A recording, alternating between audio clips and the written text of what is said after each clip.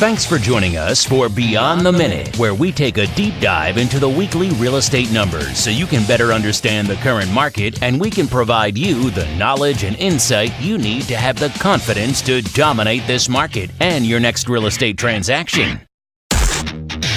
Welcome to the Monday Morning Market Minute. Single family inventory from South San Francisco to Redwood City right now is 150. That's up from 134 of last week. Last year this time, that number was 98. We had 39 homes come on the market. Last year this time, we had 44 homes come on the market. That's interesting. We also had 26 homes go into contract. That's not the 40 number we like to see week in and week out. Last week, if you might remember, that number was 32. Condominiums right now, we have 77 condominiums on the market. That's up slightly from 72 of last week. Last year at this time, that number was 42. We had 21 condominiums come on the market. That's a very big number, much larger than last week's 12. Last year, that number was only 14. And we had 18 condominiums going to contract. That's a healthy number. Here's something that's interesting as well. We had 7 homes either expire, withdraw, or cancel from the market. And we had 12 homes reduce their price. That's a very large number. Now that you've heard the numbers, let's discuss what they mean. And now, your hosts, with over 60 years of local Bay Area experience and hundreds of millions of dollars of closed real estate transactions, Timothy and Dan Gilmartin.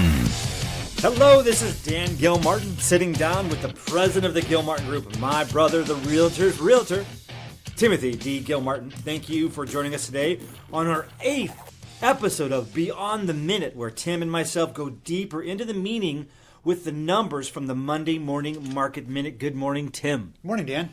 So it's February 25th, 2019, and according to the numbers, we are running at a 5-week market, which is healthy pace, but slightly down from last week's 4.5-week pace. And again, we've been saying that we need to see where we are once the market, gets through that February 15th and washes out the New Year holidays with the Super Bowl and President's Day, all the various holidays, to get a better feel on how the market is doing. And when you know it, right on schedule, the market woke up with more inventory last week, just like last year and years in the past. And we had 39 new single-family homes come on the market and a whopping 21 condominium/townhomes come on, where last year that number for the condominium townhome category was only 14. Also very interesting that we're watching is we had 7 homes either expire, withdraw, or just cancel from the marketplace, and 12 homes reduced their price, where last year we only had 2 homes either expire, withdraw, cancel, and we only had 5 homes actually reduce their price. So, Tim, after hearing this week's numbers, what are your thoughts? And I'd also, when you're done giving us your thoughts, I'd like to maybe go into a little bit of a history of the numbers. So what are your thoughts after hearing the numbers from the Monday Morning Market Minute? Well, it sounds to me ultimately like the market's right on schedule, as you stated, because, inventory starts with that middle of February. The day after Super Bowl, as we've stated already, is sort of the opening of the market and people start to get ready to put their home on the market. Most people say sell in the spring, which I always interpret as April 1st. And most people are people, meaning human, meaning they're late. And they show up in June, which is why we have our highest number of inventory in June. But starting with the Super Bowl Sunday through June 1st, people are putting their homes on the market. That's what they're doing. They're getting their homes prepared. They're getting their homes, getting their prices together. They're getting their strategies together. They're putting their homes on the market. So the inventory always builds between the beginning of February and the end of June. As a matter of fact, I think, and we'll get to this in June, I'm sure, but the high water mark on an annual basis for number of inventory is June 15th to June 30th. So it makes sense that we would be building inventory right now. Mm-hmm. I was thinking, because we've had a lot of rain, other markets around the country, it's tough, when the snow is on the ground and blizzards are happening, that affects, we talk to a lot of top agents around the country. We're part of a lot of networks, and just to hear their type of stories of, the weather can really make an impact on their market. And I actually know of a home right now that is delaying going on the market because they know they want to paint the outside of the house. and the rain's coming. It's kind of delaying. I'm just interested to see what's going on with inventory, and when you talk about April, when the sun comes out, what that is going to look like, with maybe more inventory coming on, and yet, buyers ready to do. Well, I think you're exactly correct. I think the weather has something to do with everything that happens. I mean, for those people who absolutely have to act now, weather, holiday, none of that matters. But for the average person in the marketplace who can act to this week or next week or a month from today, if it's raining on Sunday or raining on the day they want to go look at property, they may well not go look at property. I have clients looking in Reno, and I keep trying to tell them, don't worry, man, nobody's driving through the snow right now to buy a home in Reno as compared to driving around here looking at homes. It's just surprises me how we get, caught up in all these different things, but that's what happens. That's just human nature. Exactly. So history. Let's kind of take a step back, and look at past numbers. So last year, the total inventory was 140. This year's 227. Now, when you hear that, that's like, whoa, that's a big jump, and it is. And yet, in the macro thought in our little world here, that's really low inventory. Oh, absolutely. I mean, it's still 1/3 of 1%, or out of the 88,000, 1/4 of 1% of the total inventory. We've seen the inventory on this 3 and 4 times higher than it is today. I mean, interestingly, if you go back to the 2008 when the market was really changing trend, every week there was twice as many sellers as buyers. We were getting 80, 70, 80, 90 listings a week with our standard 40 sales a week. So, inventory builds real fast when you list twice as many properties as you sell. Right now, what did we list last week? 39, and we sold 26 single 26. families. So we sold 75% of that, which are 70% of what was listed. That's a lot different than 50% or listing twice as many as you're selling. It's so amazing to see where we came, how we've come up with this 40 sales, single family we're talking, week in and week out. And you look back like at 2008, 2009, or, by golly, there's still 40 sales week in and week out, but such a larger inventory. And yet with, what a different pace it is to still kind of have that 40 number with such much less inventory. Right. So it's all, the energy changes based on, buyers and sellers, right? Right now we're in pretty darn good balance. Most markets in the country would beg for a 5-week sale marketplace. Let's be real about that. Yeah. So, for our area, a 5-week market, 4, 5, 6 week market, sort of a balanced type of a marketplace compared to what we've gotten so used to. Wherein last year at this time was more like a 2 to 3 week marketplace. And 2 to 3 weeks, man, means things are selling. Buyers are making offers on houses just because they're for sale, even if it's not the perfect one. Just because they can't, just because they have to. I made that very point towards the end of today's Monday Morning Market Minute, and I said that we're in a much healthier market for buyers and sellers. Last year and the year before, such a sellers so heavy on the seller side, so much sellers in so much control, right? And yet they are still in control today, relatively speaking. But buyers have more to choose from. Interest rates. We just went through last week. It was great news, really. There was no, we might even see this week rates go down again. It's very possible. Hard to believe, but yes. Right? They're down. So they're down. So more stuff to look at more homes to look at for buyers.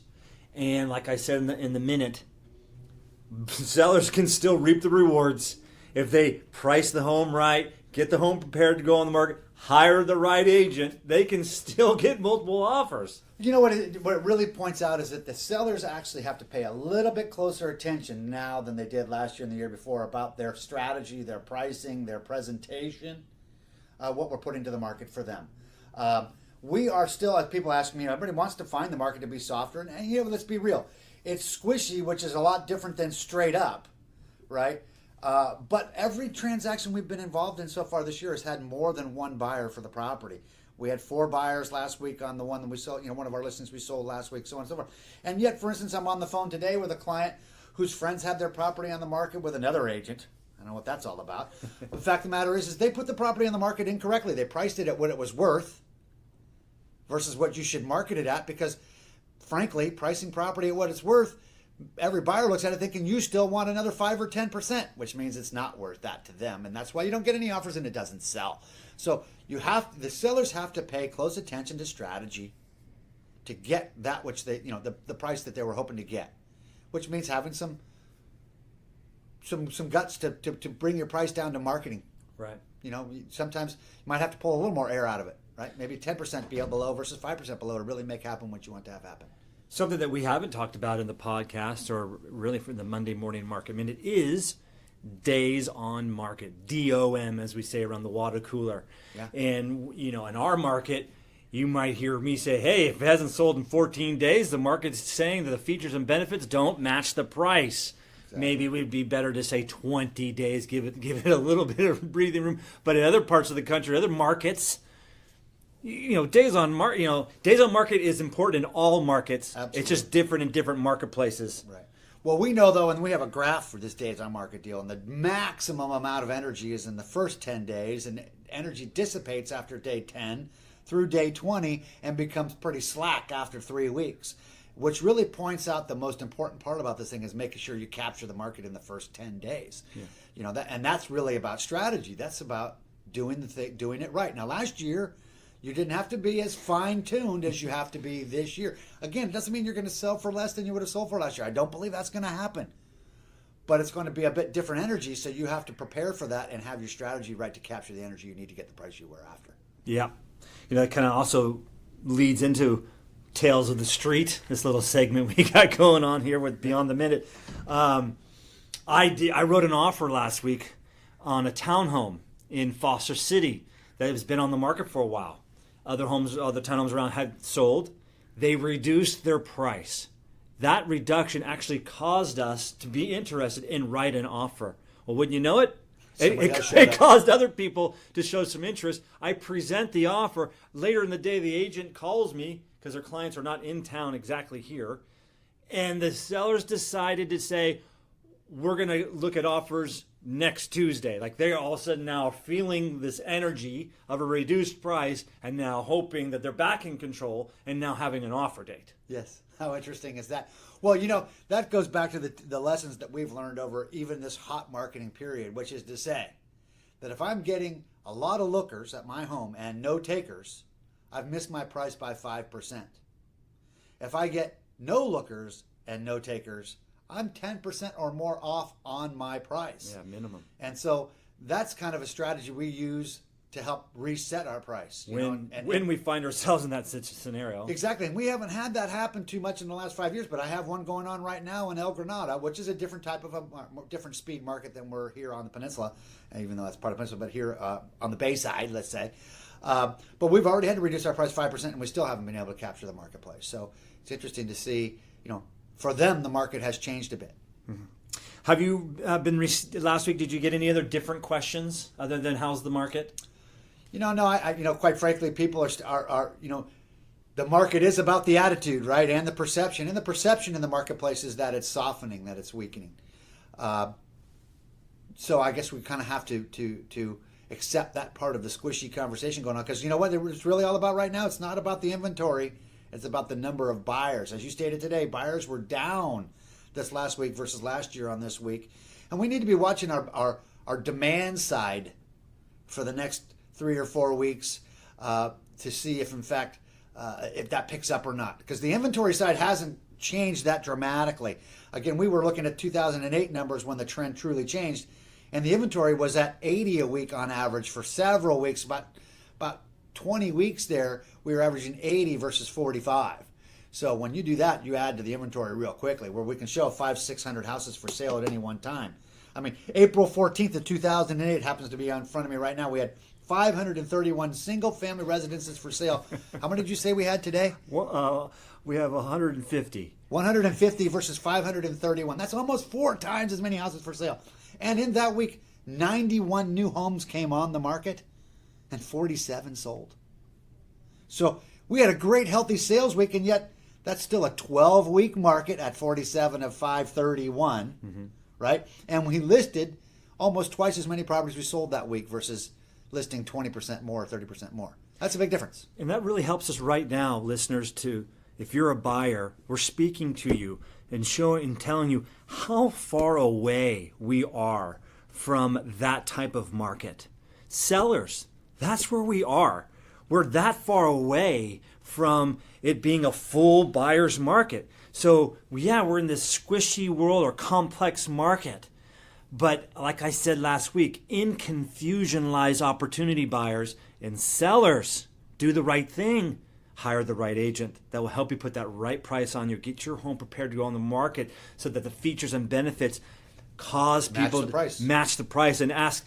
I always say buyers walk in the door and they ask one of two questions. How long it's been on the market, or when are you taking offers? And we're in a marketplace right now where you could do the right way. You can go either way. You can go either way. Yeah. Our favorite answer to that question is it just came on an hour ago and offers are this Thursday. Right? I mean, that's the way it's been. And right now we have some working that way and some not working that way. And the ones that aren't working that way has to do with strategy. And strategy is about pricing and presentation. Right. Well, that's a lot of good information. It's time to wrap this up. But I do want to say that this just reiterates that now is the time to stay tuned to Beyond the Minute to see if the inventory, resets or reduces or expands and sells off. Did this new inventory sell off that we just said? You stay tuned to see that, because the question is, will the inventory have a dramatic increase, or will it sell off and keep staying around that 5-week market? Stay tight. You got to stay tight and watch, because it is a day. It's a day by day, week by week. That's why we do this every Monday, quite frankly, because we've been tracking it every Monday, and that's how it gets us in front of the trend. Absolutely. Which is what it's really all about, the trend. Super. Thank you again for listening, and if you have any questions, please continue to reach out to Tim or myself. You can go to our website. That's thegilmartins.com, or email Tim at his address, tim@thegilmartins.com, or you can email me, dan@thegilmartins.com. And like I said, we are now on iTunes, Google Play Store, Stitcher, Spotify, and Pandora for your listening pleasure, which allows you to subscribe, like us, and leave a 5-star review, which ultimately makes a huge difference in getting this information out to as many people as possible. Have a great day, and we'll talk to you next week.